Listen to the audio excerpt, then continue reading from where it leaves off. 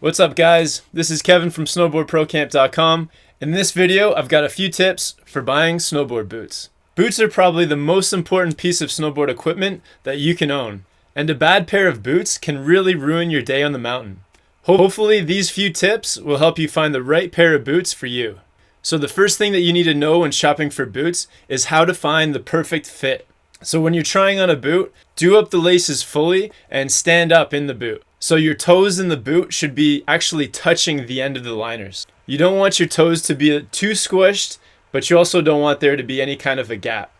Because what's going to happen is that as you ride, the liner is going to pack out and there's going to be more space created. So if you start out with your toes touching, after a few times of riding, there's going to be a gap created and then they'll fit perfect.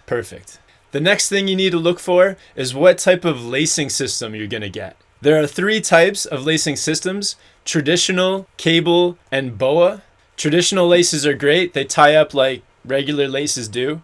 If you break a lace, it's easy to replace. The downside to these laces are that if you're not strong enough to get your boot really tight, then that can create a problem. So the second type of lacing system is the cable system. Cables are great because they're fast and you can get your boots really tight. The only downside is that if you break a cable, it's kind of a pain to replace.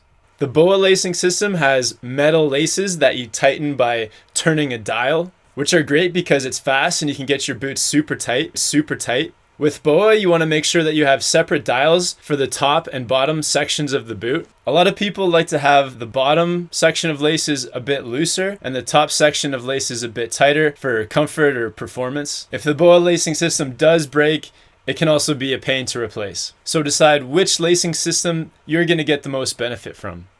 The third thing you want to look for is the flex of the snowboard boot. Snowboard boots come in all different flexes, from very soft to very stiff. Depending on what kind of riding you want to do, will tell you what kind of stiffness to get.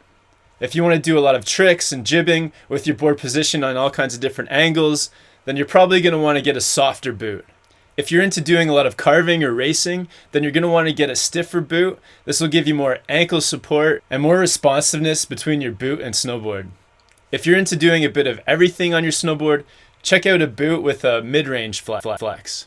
I hope that these tips will help you guys find a great snowboard boot. For more snowboard tips, click the subscribe button. Let me know what you guys think about your snowboard boots. Do you love them or hate them? What's your favorite pair of boots and why?